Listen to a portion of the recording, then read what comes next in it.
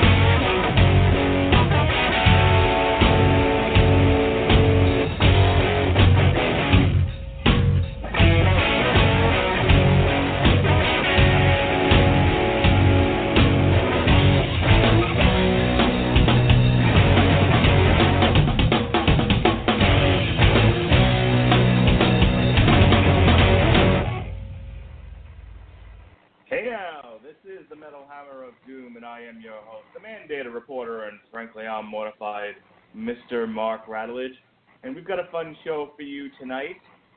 Another supergroup, as it were, members of Cypress Hill, specifically Sen Dog.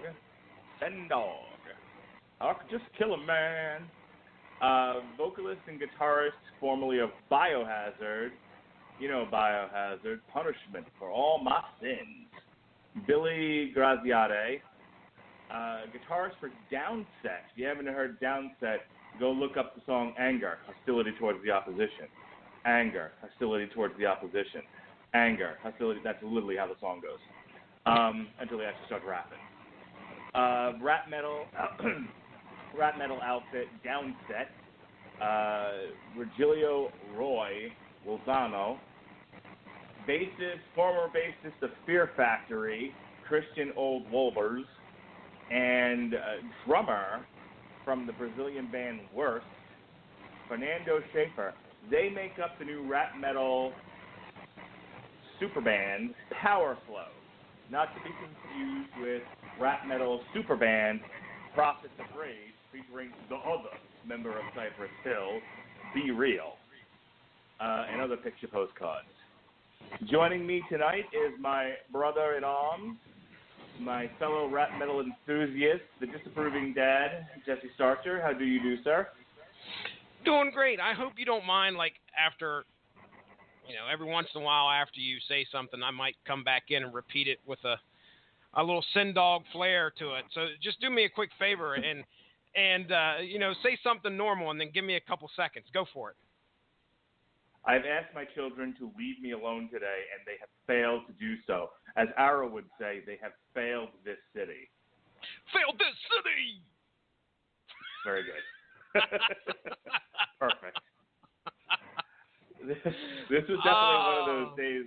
Like, tomorrow I know I gotta get up and help my wife move, like, her classroom and all this other stuff. And every day that I'm off, we're always, like, doing stuff. I very rarely do I ever get to sleep in and just veg out on the couch. And it was like today, it's all I wanted to do. And not every 5 minutes, but definitely with regular intervals. One of my kids was like, Daddy, we need this, Daddy, we need that. And it wasn't anything important. If it was important, I wouldn't vetch about it. But you ever have one of those days you just, like, seriously leave me the fuck alone? If one of y'all comes to me one more time, you get shot in the calf. Oh, dude. Dude, like I said, we was just talking about it before we got on here. My wife is finally back, all right? And within 5 minutes after she showed up, I said to her, I'm so glad you're here because I had to do every fucking thing in this house. Daddy, I want some Kool-Aid. Daddy, I want some Kool-Aid. Dad, the TV's not working. Dad, I need some Kool-Aid. Motherfucking Kool-Aid every hour. I shit you not. Oh my, well, I'm glad I work 8 hours a day in the basement because wow, this vacation shit done about made me want to take a vacation. When my wife is home with the kids, she'll tell me that she cleaned. There's no evidence of it, by the way, by the time I get home. I'm calling bullshit on that.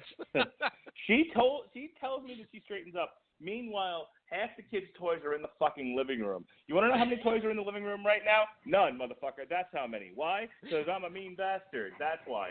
And mean bastards gotta hang, as they say in The Hateful Eight. But yeah, I tell my kids all the time, like, if you finish something, throw it in the garbage or put it in the sink. I come home half the time and there's just garbage everywhere, you know. And it's like, do none of y'all motherfuckers know where the goddamn garbage is? Oh. Jesus Christ! It's a small house we live in. There's one can. Yeah, there's one large bucket to collect all this refuse in. You can't miss it. Got a big ass black bag. We have two. I bought an extra garbage can to put in the living room because a lot of times we eat in front of the TV, and it's like you can't walk 2 feet and put the shit in the garbage. So let me. When I'm home, I make sure the kids keep their fucking toys in their room where they belong. I make sure they clean up after themselves and put shit in the garbage. And it's like if I'm not home to do that, you might as well just burn this fucking house down. It's trash. Let me tell you. And then everyone. Do the kids have Legos? No, do the kids have Legos? Yes. Okay. This is the only thing that's currently allowed in the living room, as long as it's like neatly cleaned up and and there aren't Lego fucking pieces everywhere. Because I know what you're gonna say. Every dad has stepped on a Lego piece and wanted to murder their children in their sleep. No. See, that stick's old in this house. That shit happened like 2 years ago, okay? That's done and over with, all right? No, the thing is that my son, Colton, the 3-year-old, is like, Daddy, I want to play with the Legos, all right? Okay, I'm cool with that. Getting him to pick them up is a chore, all right? I expect that. That's something that I've got to tell this kid over and over, pick up the Legos. But here's the thing. You know the little Lego guys, okay? Now, the little Lego guys, they got their head, they got their arms. You wouldn't believe how fucking much you can break those things down. Like, you can take the little things out of their little elbow sockets.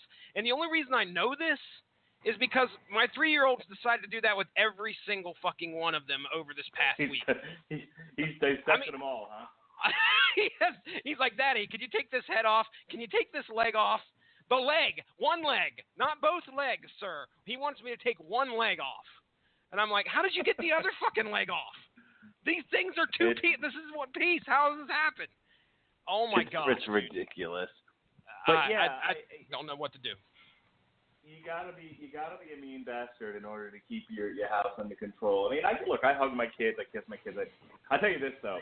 I don't know if your boys do this, but my son, if you ask him to do anything, like this is a kid who perpetually wants to wrestle now, and like does fucking planches off of chairs onto the couch.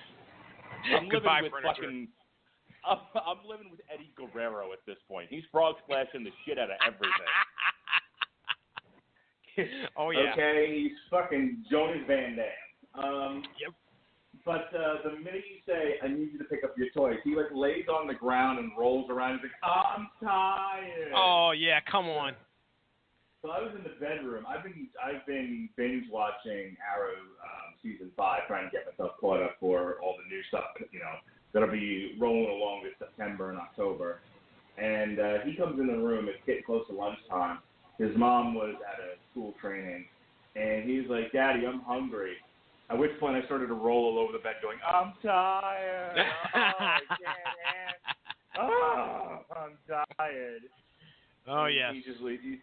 And my son fucking just looks at me. He's like, "I don't believe you. This is bullshit." It's the same face you have on when he tells you the same thing. Yeah, I'm like, "Get up, motherfucker."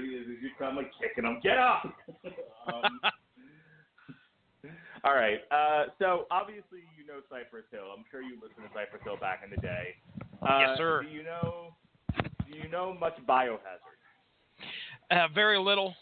Very little. I got one of their albums from Columbia House in the early 90s, and I think me and you had this discussion a while back. I don't know if it was on the podcast or not, but it was their most popular one. It was the most popular one, I think, Biohazard. Well, there were two. There was State of the World Dress, and then there was Urban Discipline. And Urban Discipline's the one with Punishment. Punishment's the one with dialogue from the Dolph Lundgren Punisher movie. Okay. Oh, and I have a feeling that was probably it. Although it has been, dude, legitimately over 20 years since I listened to that album. Well, I don't want to belabor the point, but if you haven't heard State of the World Address, if there's one Biohazard album I could recommend, it's that one. In fact, I'm going to look it up here on Spotify in just a second. State of the World Address is a fucking dope album. It really is. It's got one of my favorite Biohazard songs on there, 5 Blocks to the Subway, because we used to sing it when we were walking to shows. But we used to sing 5 Blocks to the Roseland, the Roseland Ballroom. Okay. The Roseland Ballroom was the place where people would play when they were just shy of being able to play in an arena, like a hockey or a basketball arena. You would play a place like the Roseland Ballroom. It was like the last step before you really crossed over into a huge mainstream audience where you could play an arena. You know what I mean? Yeah. I don't know what the equivalent to that would be in Ohio, but like I said, we saw Slayer at the Roseland, Primus, we saw Clutch there. We saw just a lot of shows, Anthrax. We saw a lot of shows at the Roseland. Now, the Roseland was on West 52nd Street, and Penn Station in New York City was West 34th Street, somewhere along there. So we would take the Long Island Railroad from the Massapequa, which is where I lived, and we would take that right into Penn Station, and we did not have money. So we were taking a fucking cab, and none of us really, this is back in high school, none of us really knew how to operate the subway system. It was something that I learned more when I was in college and grad school. I was able to pick up how the subway system worked, and I became very fluent in writing it. But back then, we had to walk everywhere in Manhattan because we couldn't get anywhere otherwise. So we would walk from West 34th Street to West 52nd Street, and we would get within 5 blocks of the Roseland, and we would just fucking bust out 5 blocks through the Roseland. It's just 5 blocks away. 5 blocks through the Roseland. I could do that any day, because the song 5 blocks through the subway. See, I got you.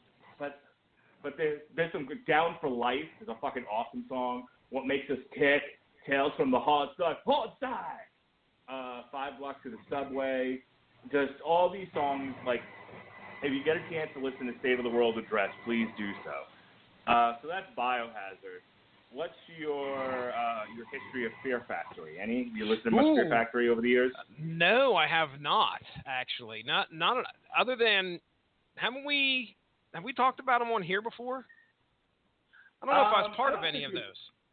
I don't think we've covered anything. I think their last album was many, many moons ago. It might have been before I started doing the show. I'm going to look it up real quick. I don't have any long-winded fucking stories from my youth regarding Fear Factory. Other than they were a great band and I really enjoyed them. I don't know, they're still going today. They're still going. Yeah. And their last album was Genexus in 2015. So we were still doing this show, but I guess we just didn't cover it. Prior to that was The Industrialist in 2012. So they've got What's their big song? I would tell you that their 2 big albums before people kind of lost interest were Soul of a New Machine and I believe it's Demanufacture. Yeah. So Soul of a New Machine, Martyr. Let's see. Can't really see. I don't remember what else was big on here. Let me go to Demanufacture for a second. Yeah. I honestly couldn't tell you. Replica. Well, the two singles off of here were Replica and Dog Day Sunrise. Let me go to Obsolete. Okay, no, by absolutely. I can't tell you off the top of my head which ones were the big songs off of there. I just remember Soul of a New Machine was pretty incredible. Those of us who listened to it back when it was contemporary loved it. And it's worth a listen. Okay. Definitely worth the Google. I'm sure you've never heard of I'm sure you've never heard of Downset, and the Downset was basically like the other Rage Against the Machine band that nobody ever heard of. Okay. It was strict rap metal, straight out of Los Angeles.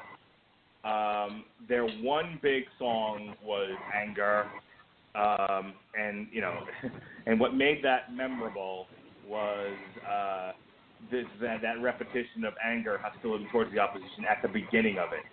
It just goes on for like 3 minutes, and then they jump into rapping. So it's the song itself is worth a listen. I can't necessarily speak for the rest of it. And then I've never heard of Worst. Have you ever heard of Worst? Probably Negative. Not. Negative. I didn't think so. So that's all the people who made up this group. Again, which was reminiscent of Prophets of Rage, feature Be Real, Chuck D, and then the remaining members of Rage Against the Machine, who have an album coming out later this year, which we will cover here. So, you've given this album a listen. Are you excited to go through it, or what's your general level of anticipation with Powerflo? I was excited. I was excited when you first mentioned it, because hey, rap metal. I dig that stuff. I dig it. I don't know if Coop's as big as a fan, provided Coop. I can't wait to hear his take on this. But yeah, man, I'm a fan of Cypress Hill. I was excited to hear Biohazard being in it. The other two bands, Fear Factory definitely they tout some teeth behind them. But yeah, going into this, when you mentioned it, I was ready. I was ready. So, I'm excited. Just as an aside, I want to say there's a Fear Factory song on the Mortal Kombat soundtrack that is fucking amazing. I'm going to see if I can find it for you real quick, and then we'll get into this. Yeah, Zero Signal, which I believe is on one of the first two albums I was talking about before. Absolutely amazing. The first two albums. Go ahead.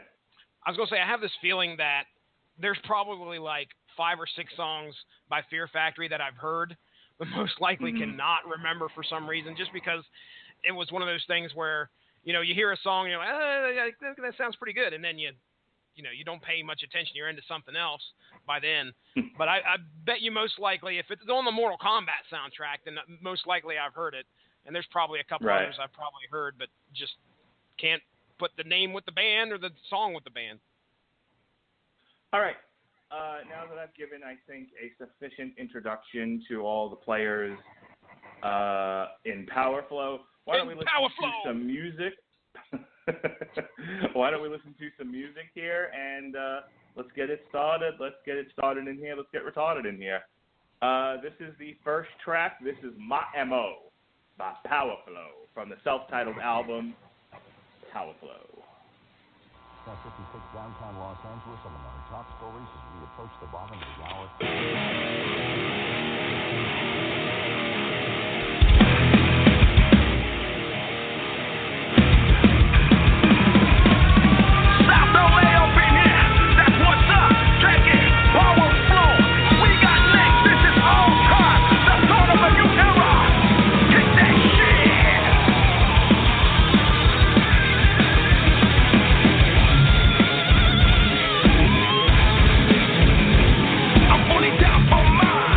Get the best of me to bring her up.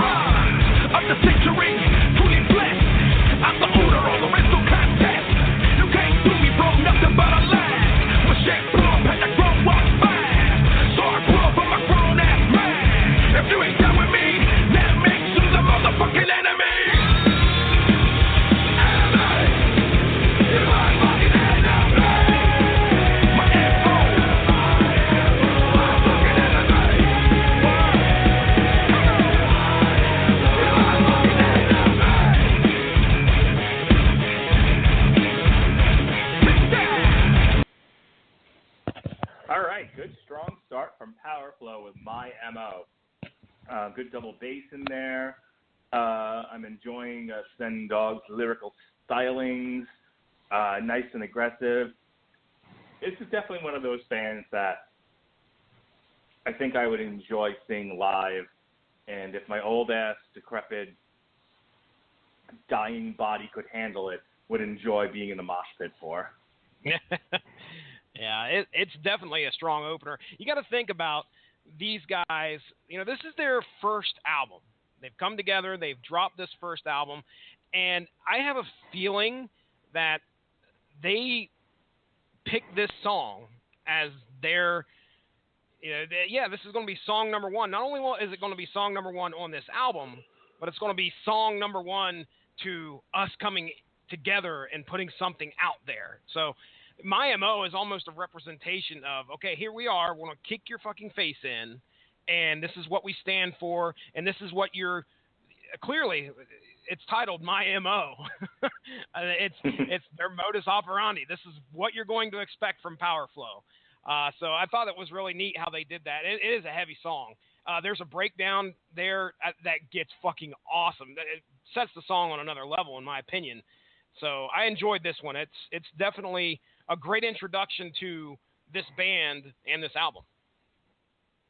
Agreed. All right, let's go on to track 2 here. These songs average around the 3-minute mark, some a little more so than others. So it's a fairly short album, which I'm okay with, because we have definitely done some long albums, and we know old man Rattledge can't take it anymore. So this one's nice, short and sweet. This is Resistance.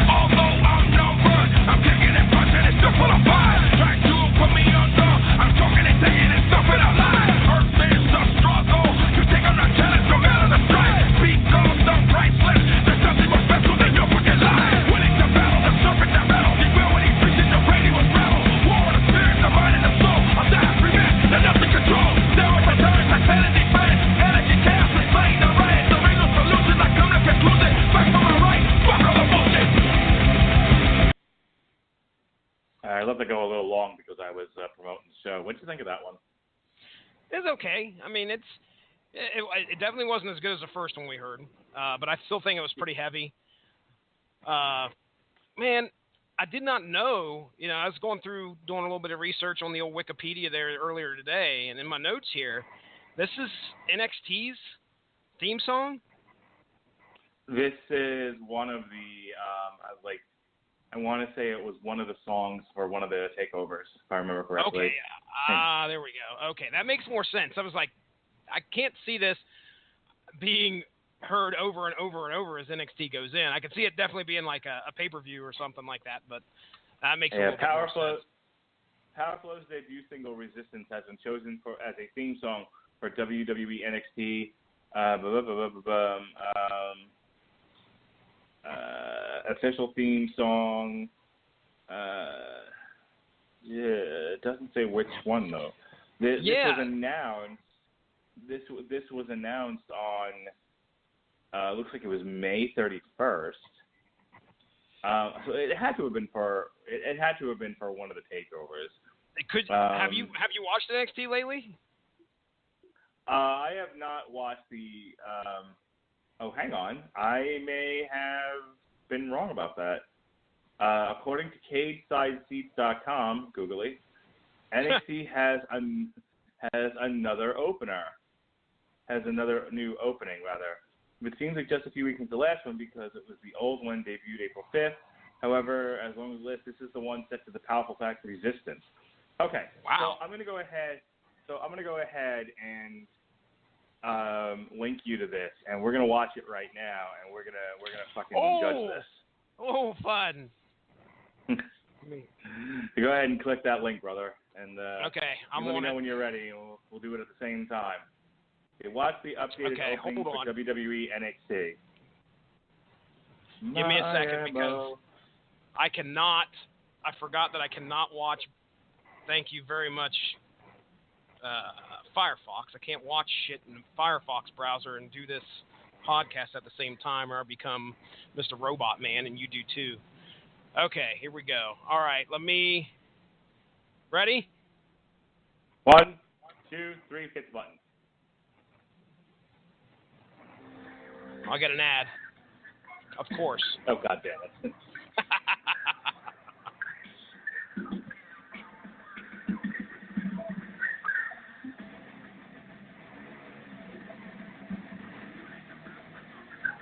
Yeah, they cut it up a bit. Yeah, dude.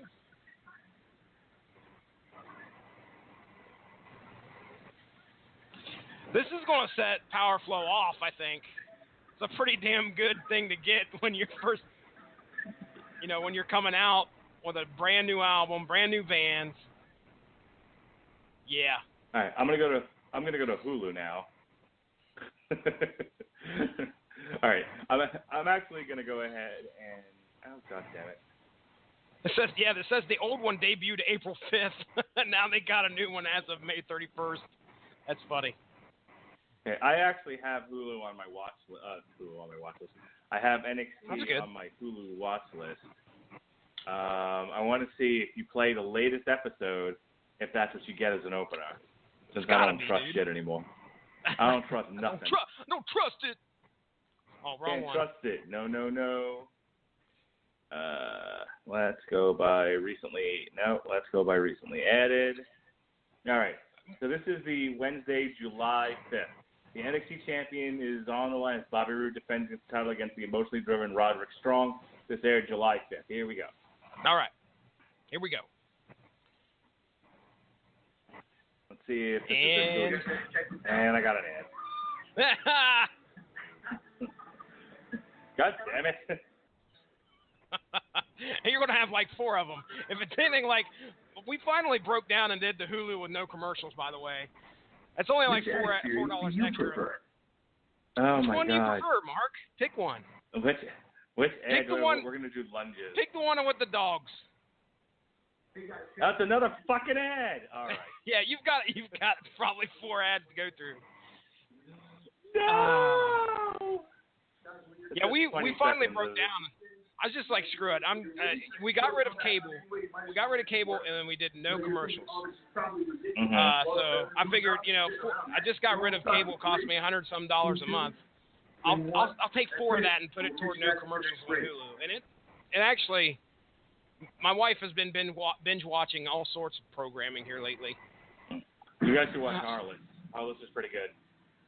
What was it? 3 episodes shy of finished Harlots. I'm 3 episodes shy of finishing it because my wife and I were watching it together, and as usual, she fucking fell off on me and stopped watching it. She's watching the OC. She's going back and enjoying some of that 90210 stuff. Oh, now it's a goddamn recap. God damn it. Last time on NXT.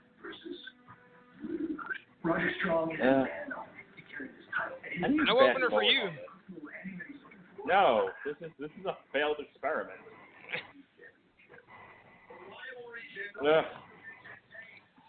We've got about another 3 minutes of interviews before we get to the intro. Okay, yeah, they're using. Oh yeah, there it is. There it is. They're using resistance. So, right, enough of this. So let me ask you. So now that Mark has confirmed this, he has confirmed that it has definitely changed. When was the last time you heard of Union Underground? Last time I heard of. It's been years. Yeah. Yeah, buddy. And the whole reason I knew of Union Underground was strictly because of Raw's opening theme. Actually, no. Vice versa. I've heard of Union Underground somehow before that, and I thought it was very awesome that they used that theme. They ended up using that theme later on down the line. But regardless, it put Union Underground on the map, I think. But I think that's a cool move. That's a pretty cool move. I still think the 2 best openings for wrestling were Thorn in Your Eye, and The Beautiful People. I used to love The Beautiful People. Beautiful People. I fucking hate Marilyn Manson. Good. And we got to cover an album by him too. Let me ask you a question, and then I'm gonna play a song. When are you gonna learn to stop saying that stuff in front of me? I'm gonna make a playlist. I gotta give you something to do, apparently. Because every time you do, I'm just like, what do you mean? And then I make it like my sole responsibility to change your mind. No, why I need? It's sadistic. I don't know how many times we've had to use that word to describe you in the past few months. Well, you haven't gone to see Spider-Man, so you haven't heard last night's podcast or Damn You Hollywood. But I actually said that eventually I was going to torture Robert Winfrey with a rap metal playlist. And now I'm going to torture the rest of you with track 3, Where I Stay.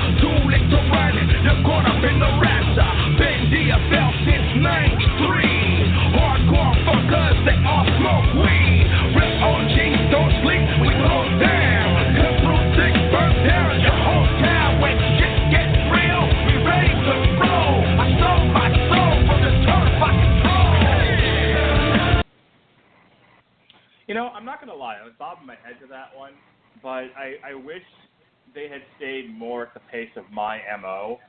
Yeah. Though it's not a bad song. It's just that's a personal preference. I hear you. I mean, when they take it down a couple levels and bring the pace down like you're talking about, it's kind of hard to stay, motivated, I guess I would say. The notes that I put on this was kind of like, this is a meh song. There's a little bit of, I don't know if it's rap. And so there's going to be some repetitiveness, and there's choruses in metal. There's going to be a little bit of repetitiveness.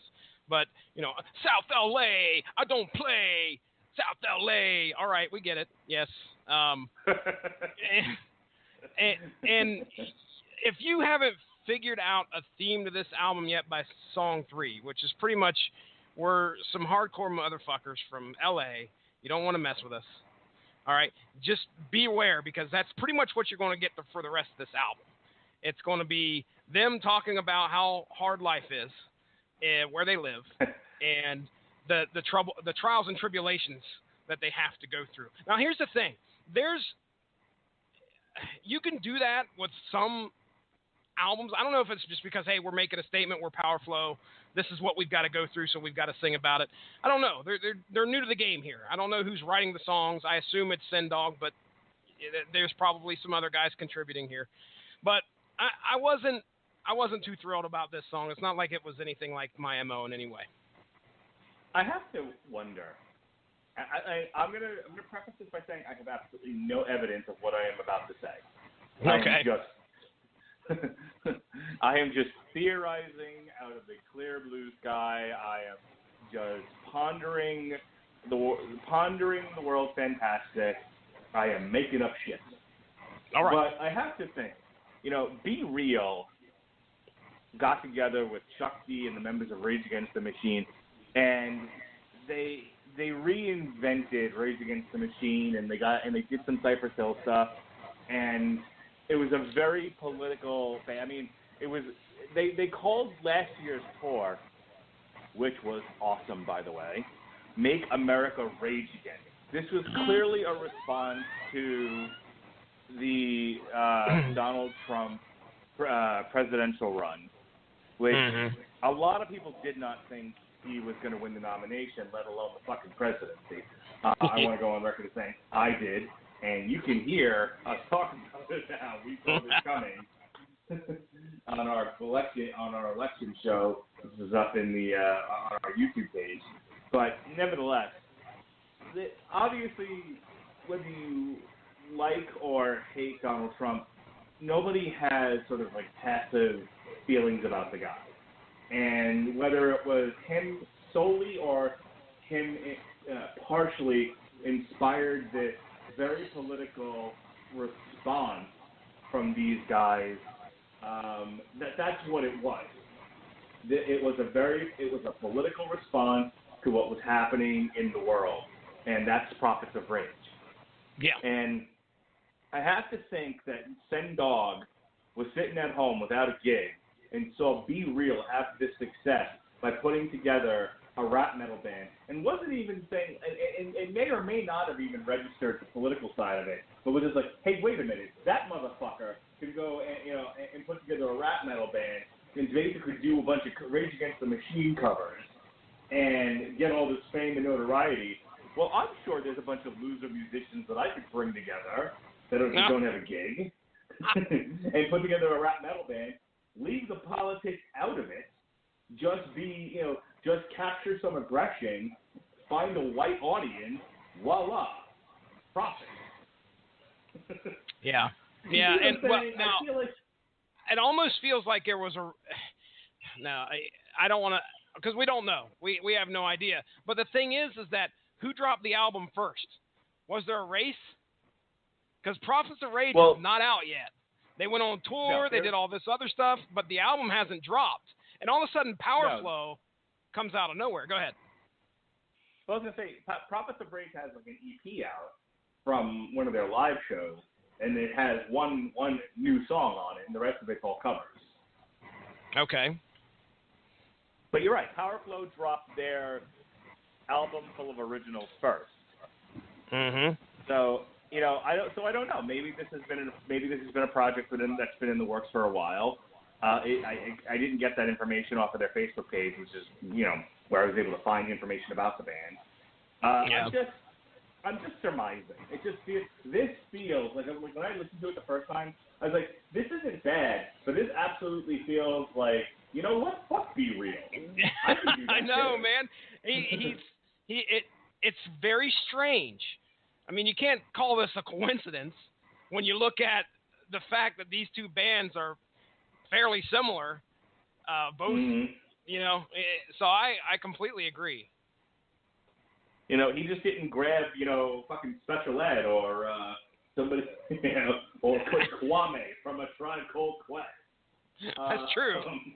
It's just like, I'll just take care of the rapping myself. Thank you very much. Mm-hmm. All right. Thank you very much. I was trying to go for the most obscure rap references. All right. This is track 4. This is Crushing It.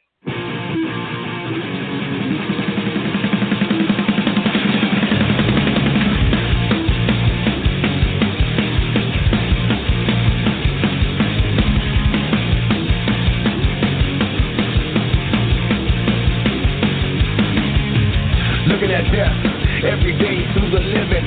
Makes me wonder what I'm getting back from what I'm giving. I pray and hope that I make the right decision. Nothing worse than living life in a mental prison. I don't mind being the one that slept on, but I will never be the doormat that you step on. Even though the world is full of stress and tension, remain unbreakable, the soul is made of Teflon. Hell no, don't ever beg, don't even compromise. You got more power up inside you than you realize. When this shit gets on the back, I'm from the front line. Throwing the first blow and then the test to get mine. Everything the game, nothing to lose. You must play the game, just so improve. Do me right, I'm going to get you back. Cause doing people dirty things, so I'm crushing that. Hell no, don't ever beg, don't even compromise. Hell no, don't ever beg, don't even compromise. Now we're talking, baby. Now we're talking. I like that one. It's a different one. Would you say that it's kind of got that punk feel at the beginning? Am I off when I say that? I feel like it's got that punk feel all the way through it. Okay. All right. Good. Let's see. I could tell it feels like they're trying to do a little bit something different. Of course, you know, as soon as you hear Sen Dog, you're like, okay, they're back to what they're doing. But it seems like they definitely put a little bit more thought into making it this one different from the rest. It sticks out a little bit more. Now, I didn't like this song probably as much as you did. This felt more like one of the ones that kind of fell back in the background to me. But again, it's not offensive, so I don't hate it. All right. This is track 5. This is not more human than human, but less than a human.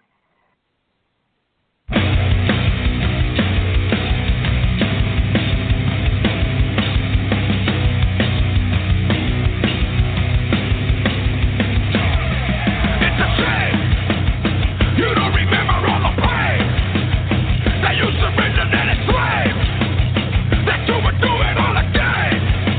Shut that shit down. I'm not afraid, commanded to behave by diving anybody into what the hell they say. Don't get it wrong, respect the fucking stone. You can feel it to the bone when you know you don't belong. Don't believe the powers that be. Ever gave a damn about what happened to you and me. I'm chin up, I'm chest out. Can you hear me or do I got shout? I don't remember giving anyone dominion or a promise of submission over me. I won't be treated like I'm less than a human, but if that's how it's gonna be, I'ma shut that shit down. I didn't sign up for a cult or a religion or some shit that's gonna drain the rest of me. I won't be treated like I'm less than a human, but if that's how it's gonna be, I'ma shut that shit down. It's a shame you don't remember all the pain that you surrendered and enslaved, that you were doing all again.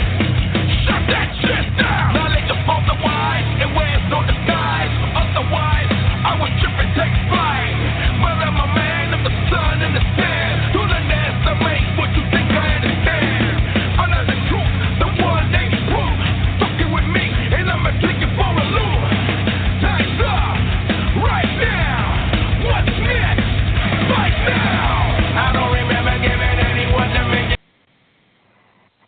That's a really short song. It's like a little less than 3 minutes. I really like that one. You know, when it got to the chorus, and it's like, I'm gonna shut that shit down. I was throwing up gang signs. You know. Oh shit!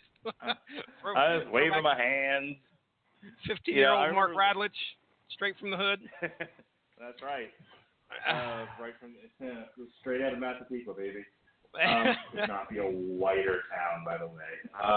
Oh, nice. You got to represent. Oh, yeah, West Side of Long Island. You know, it's funny.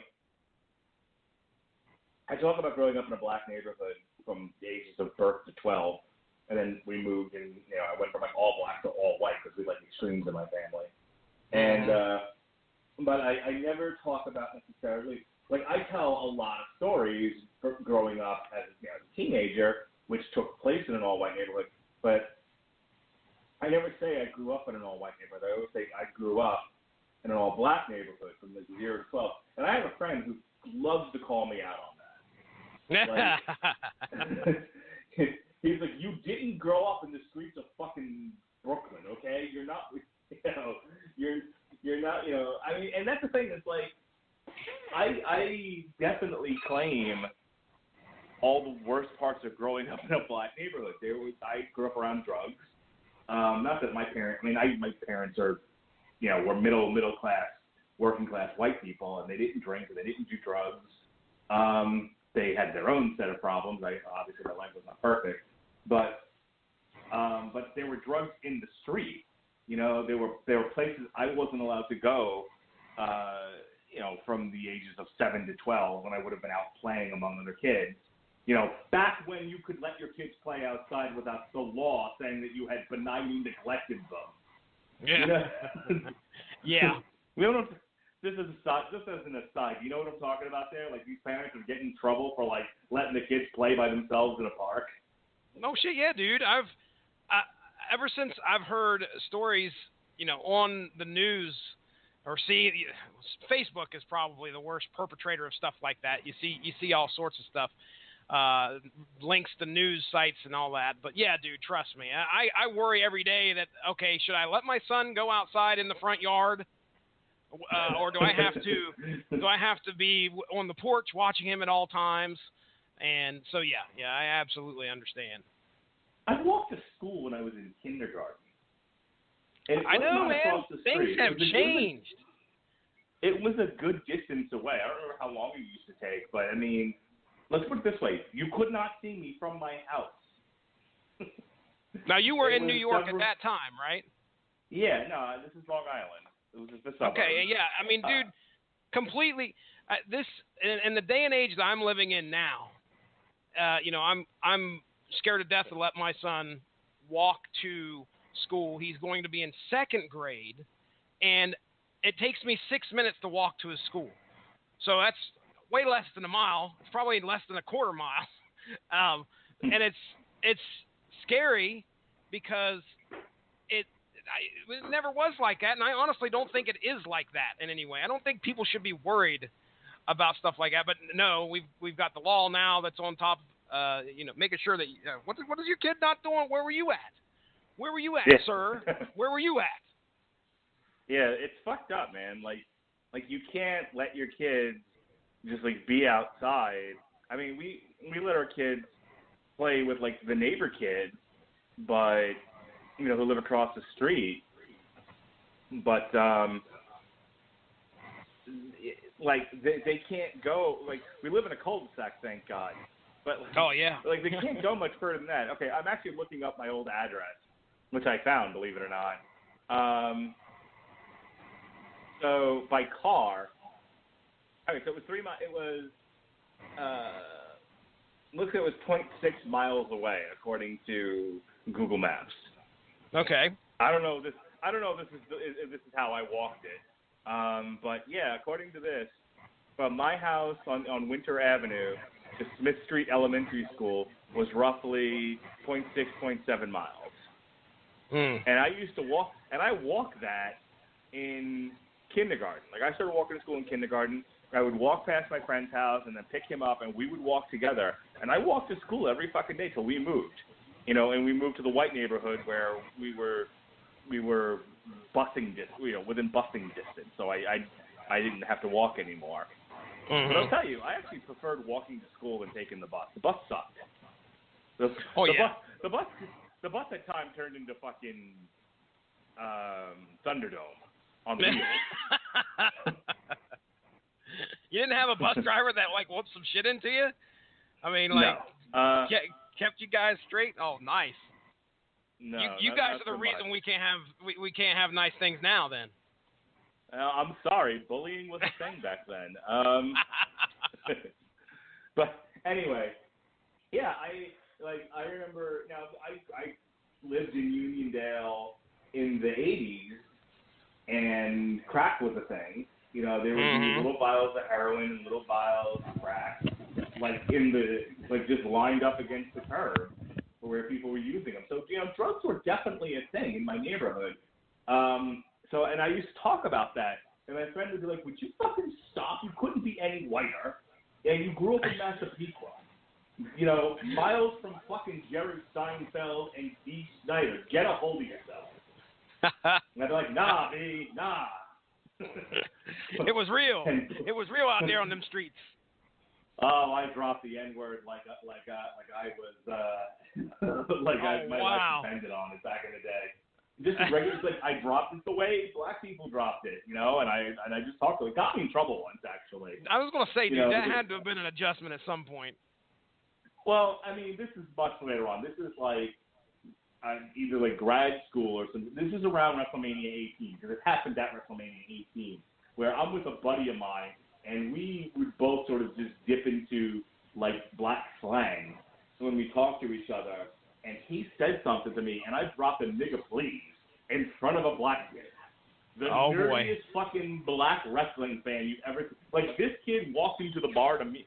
Basically, it was a bunch of internet writers that wrote for my friend's website, and we all met in Canada. And when he entered the bar, he actually had a jersey with his, like, internet name on it. It's a good story. A jersey with his internet name.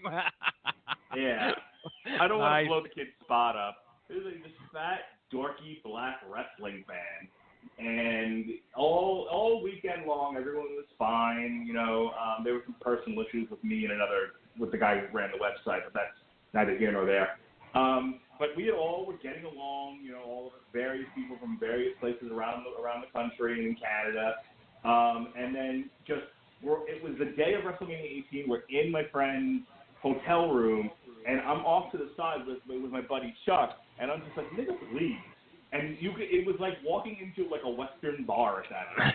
Like the piano stopped. The tension was turned thick. and looked. You could hear guns clicking, you know. And he was he had no problem with me the entire time we were there. I dropped one N-bomb accidentally, talking to another person, not referencing another human being. And he was just like, nope, fuck you, you're racist. Oh, wow. It's just, yeah. That's my story, and I'm sticking to it. Man, you should. Well, and then afterwards, you were like, I've learned my lesson. I should never use that word like everybody else uses that word or that phrase in the presence of anybody who would take offense to it. That's good. Nothing reaffirms the fact that you're white, like dropping an N-bomb in casual conversation and having everyone look at you like you were a member of the Klan. Dude, did I tell you? No, go ahead. Finish your story. Well, I was just going to say, and I tried to explain that to the kid. I'm like, we've been talking all weekend. You had no problem with me. I say it once to somebody else and not reference a person, but said it as a phrase, and intent played no role in your judgment of me. It's just I said it, and therefore I am. And he was like, yes, you're a fucking asshole. I'm like, all right. Clearly, this is more emotion than logic, but again, nothing reaffirms your honkiness. Like a black guy saying you're not allowed to say that word, that's our word. Yes, sir. You are white. Congratulations. Well, okay. I thought at one point I was going to have to educate my son here recently. It's always kind of a, you haven't hit that spot. I think you may have talked about having to educate Lily, or at least talking about some race-related subject with her. But this happened with my son recently. He's 7 years old, and he watches YouTube all the time. Okay, and there's quite a few black YouTubers that he watches, but everybody uses the term bro. We use it on here all the time. Okay. Well, I don't. Okay, sorry. You don't listen to bro metal or anything like that. I apologize. But it's not what I said. I just don't use the. I don't call you guys term bro. Is what I should have said. Gotcha. Yeah, exactly. Okay, gotcha. All right. So anyway, I always call my son bro. He calls me bro. That's all we do. That's just because he watches the YouTube, and that's some way I can relate to my son. Hey, bro, what you doing over there? It's your thing. I got it. Yeah, there you go. So, walking home, there are two young black kids. They're older than Caleb, but we just moved into the neighborhood, didn't know the kids' names or whatever. So, we're about a week or two into it. Caleb starts calling these kids bro. And I was like, and the kids look at him. I shit you not. They look at Caleb and they say, "Do you know what that means?" And I was like, "You've got to be fucking kidding me. I'm going to have this discussion with my son because of that." And I don't know if wait a second. educated. Stop a second. Go ahead. What am I missing an inner meaning to the word bro? Like, why? What's the objection to being called bro? Oh no, the young black kids being called bro. Yeah, like why can't? Yeah, there's Jesse. Please educate me. Why can't blacks be bros? I believe, sir, from what I understand, if you've watched some movies, I think it's been represented as a slang term for black people. So yes, but anyway, this was. I thought this was ages ago, and everybody uses the term bro now. Everybody uses the term bro to, but yeah, at some point I thought I was going to have to educate Caleb. Hey, Caleb, listen, they may have a problem. Those kids may have a problem with you calling them bro. And I didn't know if that was the case. He never came to me anything about it. I just overheard it, and then I let it go. I was like, okay, well, I won't have to address this subject. But at some point, we're going to have to explain to our kids, or we're just going to let the TV tell them, which is usually what happens. Because my son could probably rattle off about 3 cuss words I've never used in the past year because he got them off of YouTube. Thank you very much. But go ahead. All right, we're going to play a song here, and then I'm going to tell you the story of why I don't use the N-word anymore. And the story the other story isn't the reason why. No. There's a different reason. I don't do it anymore. It got me in a bit of trouble with my own family, as a matter of fact. Oh, boy. So I'm going to go ahead. Now I shouldn't say that because it's part of the reason is the story I'm going to tell you. But the other part of it is I just grew out of it. I don't feel the need to dip into black slang speech. And I'm refusing to call it ebonics. I think that's stupid. Oh, that's a whole other conversation. But typical black street slang speech is something I get a lot of among other guys, other usually white guys, that also thought and felt the same way that I did and enjoyed speaking that way. So it was always an agreed upon thing. Obviously, if I was in mixed company that didn't necessarily appreciate that kind of language, I didn't do it. I wasn't looking for fights. But I definitely called a group of friends around me that that if you only heard our voices and you didn't see us in person, you might have thought we were of the African American persuasion. But I don't do it anymore. One, because again, I grew out of it. It's sort of that life is over. And two, there's a story I'm going to tell you. But let's first hear track 6, The Grind.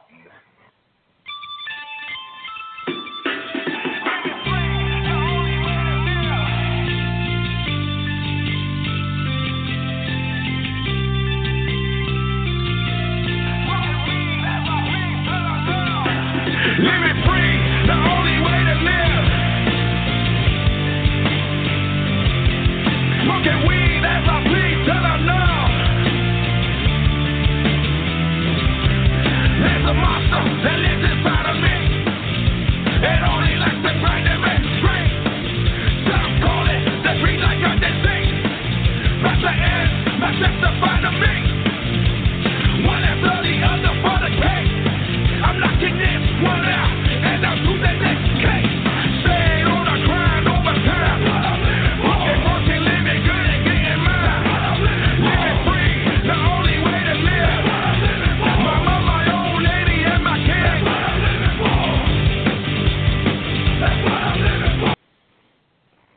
Hey, that one wasn't bad. It's a very positive song.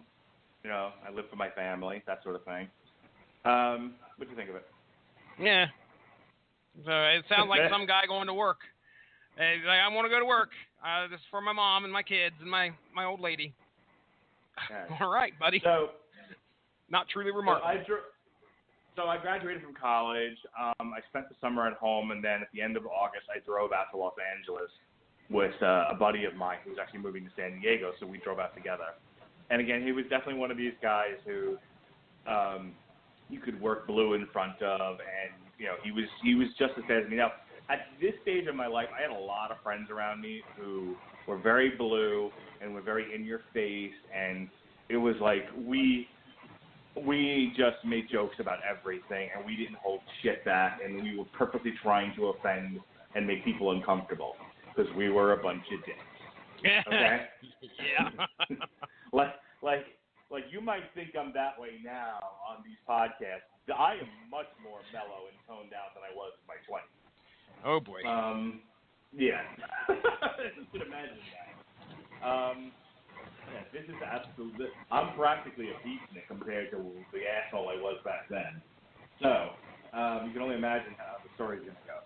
So we're driving along, and you know we're like, oh, we got to stop for food and gas and everything, and we pass a Denny's. Now Denny's was not wildly popular on Long Island. Like, I don't think there were any Denny's around. We had Friendly's. So Denny's to me was kind of a novelty. It was also open all the time. We also had Greek. Yeah, that's right. That was the other thing. Like a Denny's isn't going to do well on Long Island. We have Greek diners we can go to and get better food, and they're also open all night. So anyway, so we're passing a Denny's as we're driving along singing a song, and I say to my friend, I'm like, listen, man, we need to stop and get some food and get some gas. There's a Denny's right over there. Why don't we stop and go to Denny's? And he was like, yo, ain't you seen the news? They don't serve niggas up in Denny's. Oh, no. And it was true. That was a story in the news around that time that, like, a black family had been denied service at Denny's. So, trying to be funny, he goes, you know, we can't go to Denny's. We can't go to Denny's. They don't serve niggas. Mm-hmm. like he's making a social stand and using the absolute wrong terminology. Right? That's the joke. I am taking a stand for righteousness and using the absolute worst language possible. So we say that to each other all the time because he said it and I laughed hard. I fucking it was like I was drinking something, not alcohol or anything, but I was drinking water or whatever, or soda, and I actually shot it out of my nose just laughing so hard because it just came out of nowhere. You know what I mean? And he said it with such force and conviction. I laughed. I laughed hard. So that was kind of like just an ongoing inside joke between us that we would just repeat to each other ad nauseum. Fast forward, we say this in front of my cousin, who's like an impressionable elementary school age girl, and not thinking that she's going to repeat this at some point. Oh no! We just said it in front of her because we think it's funny. Yeah. And fast forward, so you see where this is going. Oh, absolutely. So fast forward, my parents come out for a visit. We're in the car. It's my cousin, her dad, my uncle, my parents, and myself. And it's the same scenario. We're hungry. There's a Denny's. And my father makes a suggestion. We should stop at Denny's. And little impressionable Rachel, elementary school age Rachel says, but Uncle Chris, we can't go to Denny's. They don't serve niggers. ERS. Oh, and no. once again, you could hear the piano stop playing and the guns clicking and everyone turning and looking at me. Oh, jeez. Who was trying to choke back laughter at this point. Oh, because I knew it was wrong to laugh out loud at that, especially as angry as everyone was. But I couldn't help myself. Kids. And I want to remind everybody, I'm not proud of any of this. These are not my finer moments I'm sharing here. Dude. So, my uncle looks at my dad, and was like, you need to talk to your son. My father looks at me, once again disappointed in his idiot son, and says, you need to fix this right now. So I look over at Rachel, and I say, Rachel, it's niggas, not niggers. If you say it with an ERS, you sound racist.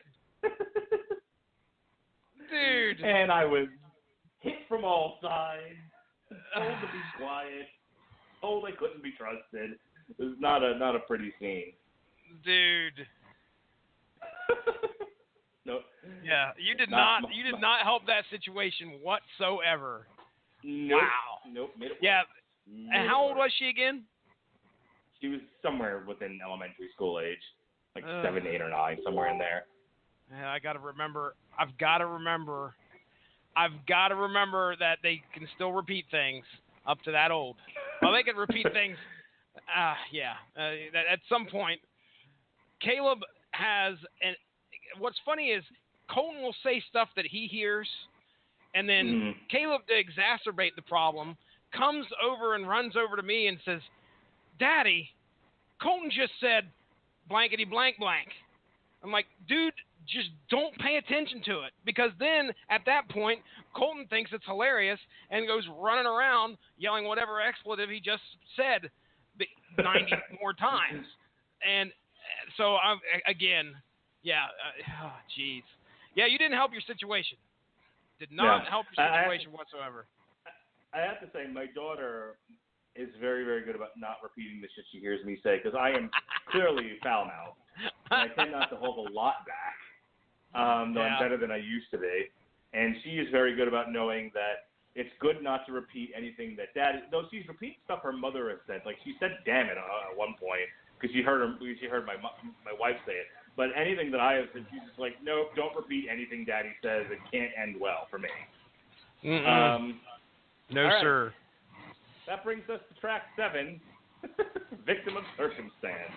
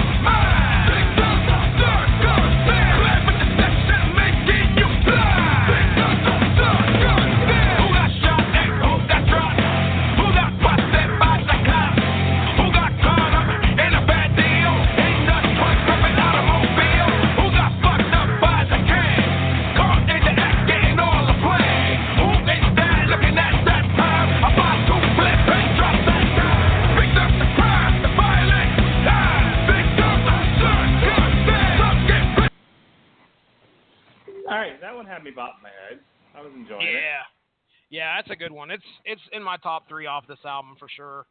You're doing some research there. I think this was another one of the singles that they dropped after Resist. I think Resistance was the first, and this was the second one, maybe, if I remember correctly. But they were talking about how this was influenced by the First 48. You ever watch that show? No, but I just saw your message to Ronnie. You're going to get me in trouble with Josh Calandros. Dude, I can't wait to hear his reaction or see it, I guess. he tends to be a bit sensitive on these subjects. And look, I let me say again, I have changed a lot. That was my early 20s. I don't talk that way anymore. I understand that what I did was wrong, and I am disclaimer. sorry. Disclaimer. Just say disclaimer. That's all you got to say. Well, disclaimer. Well, it's true. I honestly feel that way. Like, I can laugh at it now, and I can call myself, I was a douchebag. I was an idiot. And, and I have suffered for it. Yeah. Yeah. So I don't want people to hear that and be like, oh, God, rattle it. No, Like, come on, like who's not an idiot when they're in their 20s? If you didn't make mistakes in your 20s, you didn't really live. Oh yeah, that's right. But yeah, First 48. The First 48. My dad loves that show. I've watched a couple episodes, but it's about it's the reality show. Do you know the concept? No clue. Okay, A&E's First 48. They say that the victim has 48 hours, or no, not the victim. In order for them to try and solve a crime, usually the most critical time is always the first 48 hours to try and find out who did it. So it's all about, they go down to police agencies and follow these detectives around as they try and find these people in the first 48 hours after a crime's committed. So anyway, that's what influenced the song, and you can actually tell it's in there for sure. It's cool that they got, there's millions of people that watch that show, and Be Real, I assume he's Sen Dog. Sen Dog, thank you. He's one of them. So it's a good song though. I love this song. Like I said, one of my top 3 off this album. All right, this is track 8. This is Made It This Way. I really didn't want this, but you made it this way. I really didn't want this, but you made it this way. I really didn't want this. I really didn't want this. I really didn't want this. I really didn't want this. I really didn't want this, but you made it this way. I really didn't want this, but you made it this way. You just like to piss me off, break my balls all day long, even though ain't nothing wrong. Still gotta sing that same old song. I ain't trying to hear that shit. I just wish you fucking quit. About ready to switch up gear and get my black ass out of here. Let's get one thing clear, and that's patience and relation, expectation, hesitation. And the worst thing in life is complacement, agitation, frustration, aggravation.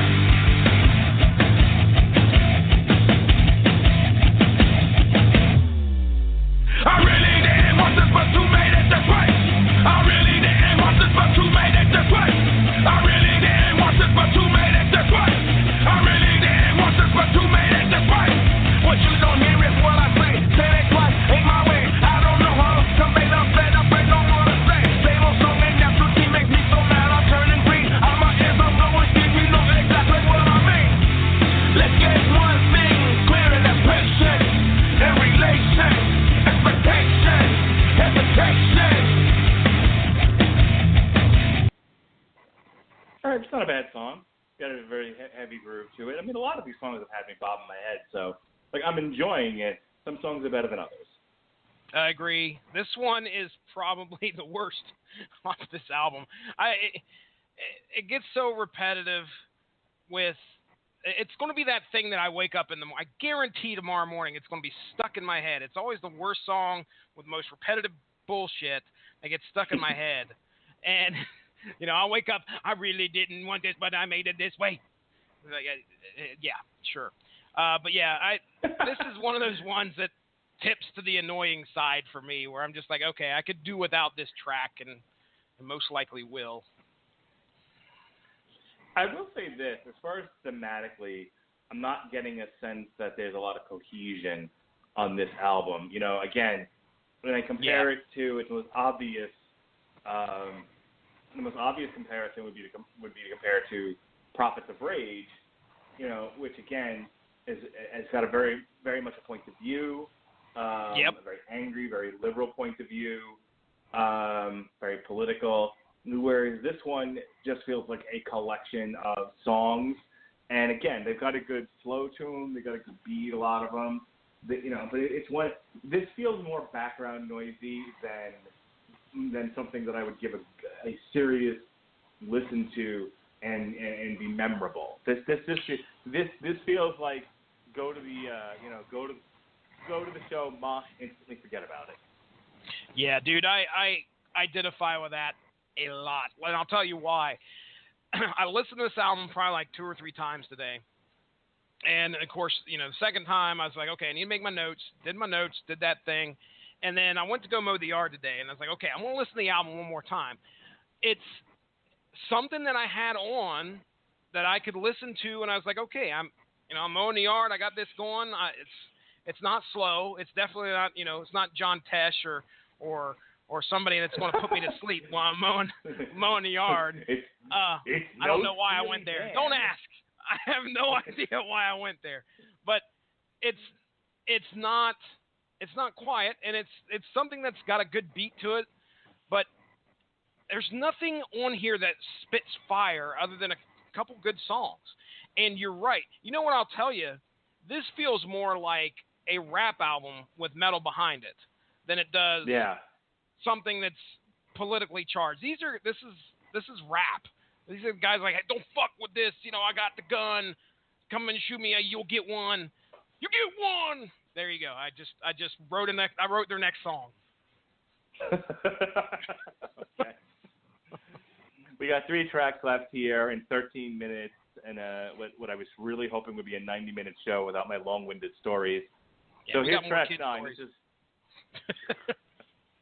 No, I think I'm done embarrassing myself tonight. I have to wait till next week. This is track 9, Finish the Game. My will, to pay the price, walk the line, sacrifice, toe the lane, and stop my train. Stay the hell away from the fraudulent. Apologies ain't part of me. That shit don't fall through my arteries. Go against the grain, endure the pain. I will survive and finish the game. Will you try to hate that beat your treat people like that, baby? I will survive. I just think it's fucking serious. I think don't you be for reading. I will not die. So you got back this further thing that's a form of pain affliction. I will not deny. I'm not down to get behind that. I'm the best doing for you right now. I will give my will to pay the price. Walk the line, sacrifice, toe the lane, and stop my train. Stay the hell away from the fraudulent. Apologies ain't part of me. That shit don't fall through my arteries. Go against the grain, endure the pain. I will survive and finish the game. Don't mistake hating for weakness.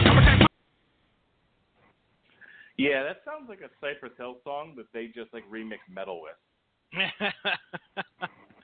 Yeah, I like this one. This one seems to be really, we talk about motivational metal on here quite a bit. It's good. It's good stuff that it seems like it's got a bit of a positive message to it. You get up, get it done. I won't let it beat me, kind of a deal. So I like this one. This is this is one of the shining gems off of this album, in my opinion. Yeah, it's one of the better ones. All right, this is track 10. This is Up and Out of Me.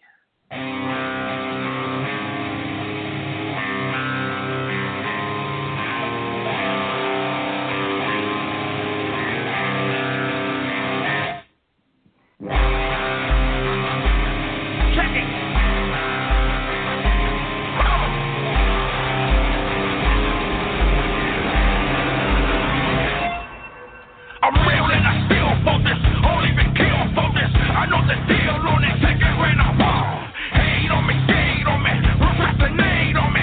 Right at the gate on me, treat me like a chump. Back up against the wall, a short man stand tall, saying fuck all of y'all. I've been crazy from the jump. Pissed off man, coming through with damage plans. I'ma show you how it's planned, 'cause I don't give a fuck.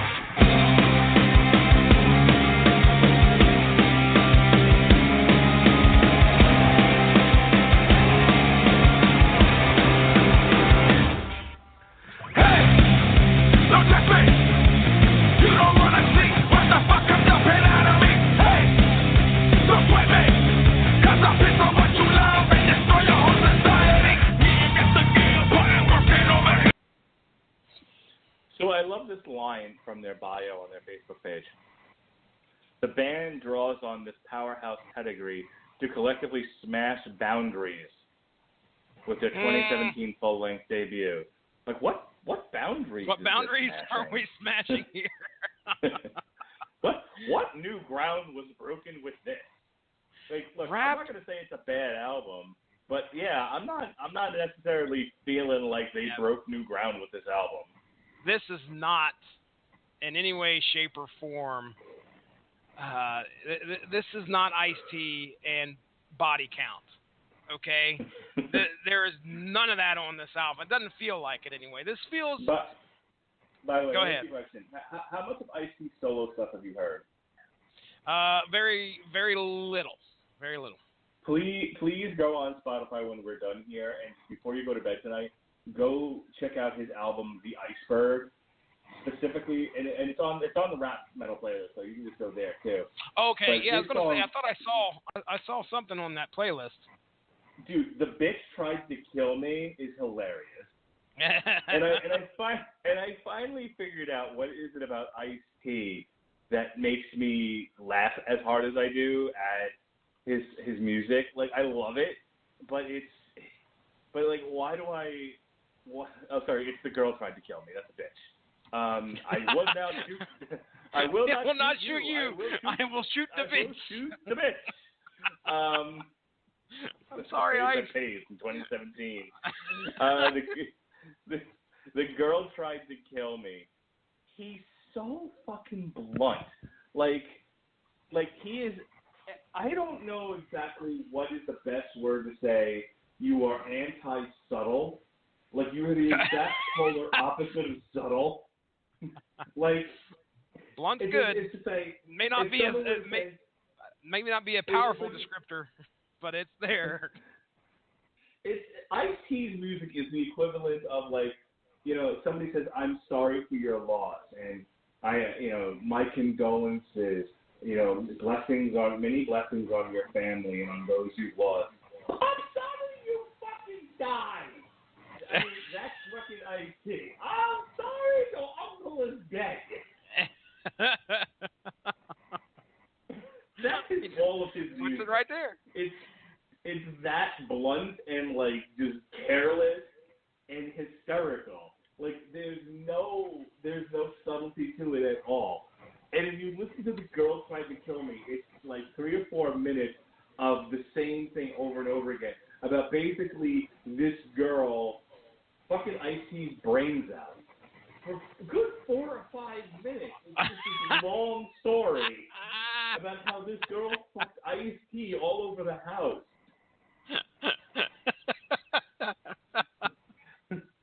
And there's no I mean, like, we laughed at Steel Panther for how blunt they are. This makes Steel Panther come across like Stevie Wonder. Oh, wow. It's so like in your face. My favorite line from the song is like, and she said, "Gimme, gimme, gimme," jumped on my Jimmy and rode me like the Wild West.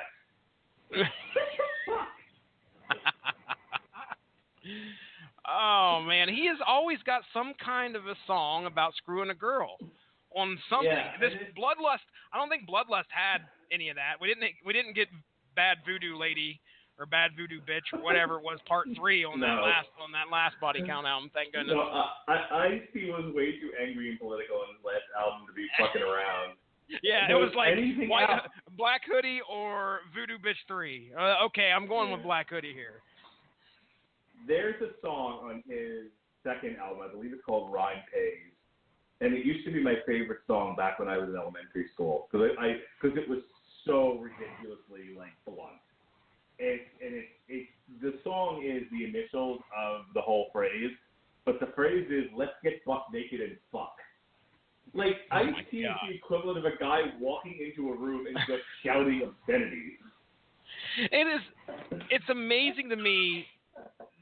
The man has put albums out, songs out like that, and has made an impressive acting career. I'm going to call it impressive. I think, starring on Law and Order for that long as he has, it's impressive. Mm-hmm. And it just amazes me that is out there. How do you explain that to somebody when somebody comes up to you and that you work with and says, "Hey, I heard this album last night that you did back a few years back." Talking about, did that actually happen? I have a better question. He was in the movie New Jack Hustler, and he has a line in the movie that goes something like, "He's like, we be dealing with some New Jack Hustlers, but we needed some New Jack cops," and he got acting work after that. Like, somebody heard that. Like, let's give him more work. Give him something else. It's all about who you know, Mark. It's all about who you know. He probably knew more people he got in that industry, and when we get Surviving the Game, which I think I might have went and saw in theaters. Nice. All right, this is our last track of the night. This is Start a War with Ice-T.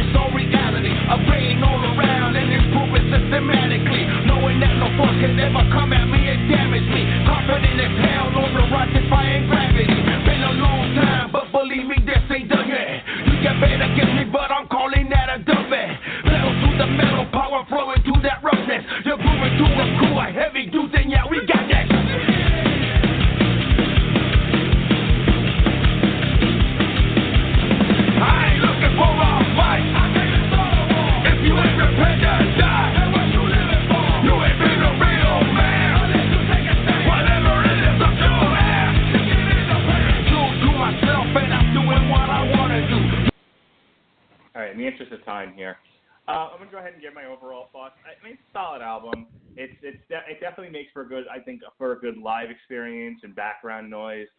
Not a lot of depth. Not a lot of lyrical. There's not a lot of interesting lyrics going on here. I would give this a solid B. I enjoyed listening to it. It was not a poor listening experience, but it's not especially memorable. And I think like my favorite track on here was probably My M.O. Okay. I want to watch Trespass again, by the way, now that we are talking about Ice-T movies. So, yeah, Powerflo. Okay, now, as I said earlier, these guys are all about I am who I am and don't fuck with me or I'll kick your ass. It just feels like that is the large theme we're getting here. That's breaking some boundaries. I don't know about all that. We get that a lot in a lot of rap. So... aim higher. How's that? My overall impression of their debut. Well, I mean, hey, my overall impression. Yeah. Well, hey, it's your first album. I'm gonna give you some leeway because it is your first album. It's mixed. My feelings on this whole album are mixed. It's a good effort. There's definitely much room for improvement. You bring some more heavy stuff like with My M.O. and Finish the Game, and business will definitely pick up. Now, my fear is that the other songs on this album may be a good representation of what we may have in the future. I hope not. It's repeating lyrical style with meh sound, M-E-H sound. It's just kind of scary when you get that. Just focus on the good things on here and go from there. I have no problem suggesting the couple of songs I enjoyed off this to other metalheads that I know. Also, I'll easily give them a thumbs up for this initial showing, but they will need to bring it the next time we get another Powerflo album. There better be like 5 or 6 at least really good songs that I want to see in order for me to get excited, that I want to hear. All right. There you go. Thumbs up for me. And that wraps up our show for tonight. Tomorrow night on the on the Rattlers and Broadcasting Network is our last show with Spider-Man as a theme. It's On Trial, The Amazing Spider-Man 2. It's one of the rare instances where it's something we've already covered on the network on a previous show. We did the review for it, but as I've said before, that was more of Robert Winfrey standing in between Pat and Mullen and I screaming at one another. So this is an opportunity for me to sort of, give a cohesive and straightforward defense of the movie, because I don't think the movie is a complete miss. It's definitely overstuffed, and some of the acting by the kid who plays the Green Goblin, little sketch, little suspicious. But but overall, I think that there's a lot of good in the Amazing Spider-Man 2, and it bears a defense. You can check out our review of Spider-Man Homecoming from Damn You Hollywood that came on yesterday. No source material this week. It just didn't happen. You know, life sometimes gets in the way. Shit happens. Hopefully we'll get a Craven's Last Hunt show that Jesse's got in the can. He'll tell you about that in a second, and we'll get that up on the network soon. But, yeah, it's after tomorrow we're sort of done with Spider-Man. Because it's on to bigger and better things next week. It's all monkeys. Planet of the Apes. We'll have a live source material for reals this time, not for play. Hopefully Jesse will still have internet by then. And we're going to look at Tarzan on the Planet of the Apes. Damn You Hollywood. We'll be looking at War for the Planet of the Apes. Our next Metal Hammer of Doom will feature Dying Fetus, Wrong One to Fuck With. I love that title.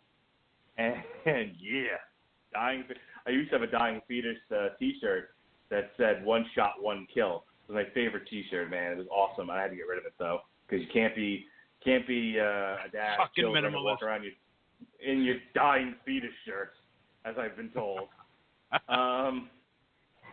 So anyway, and then we'll finish up with another on trial. We're going to look at the Tim Burton Planet of the Apes. That one I get to prosecute. I get the easy job.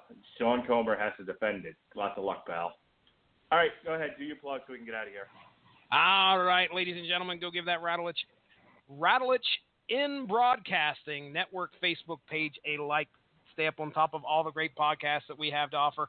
As Mark alluded to there, I did have internet issues this past Monday. We had storms rolling through the area. My internet goes out. I got a house dropped on a witch. I mean, tornadoes everywhere. It was crazy. It was crazy. But yeah, there was. We were planning on doing something Vulture related, and I'll give you a quick review. The Vulture is not who we thought it was. Is some dude running around with actual wings in red. So it's this new Vulture, and J. Jonah Jameson screwed over Peter Parker after Peter Parker picked a pack of pickled peppers. Peter Parker showed up and saved his ass, and J. Jonah Jameson, mayor of New York City, threw his ass under the bus in front of a live studio audience at a press conference. It was crazy. So that was the two issues. There's your 2-issue, 1-second summary of what we missed out on talking about. But yes, as Mark said, I have one in the can. It's Craven's Last Hunt, and me and Benjamin J. Cologne had a wonderful discussion there. I hope to have that edited. And guess what, folks?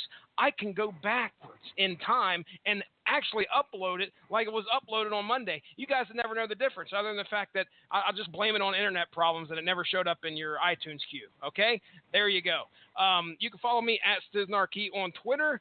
The Source Matt Cast at Source Matt Cast on Twitter as well. We have a YouTube page. If you want to check out source material, go there, check that out. All sorts of fun. And are we doing?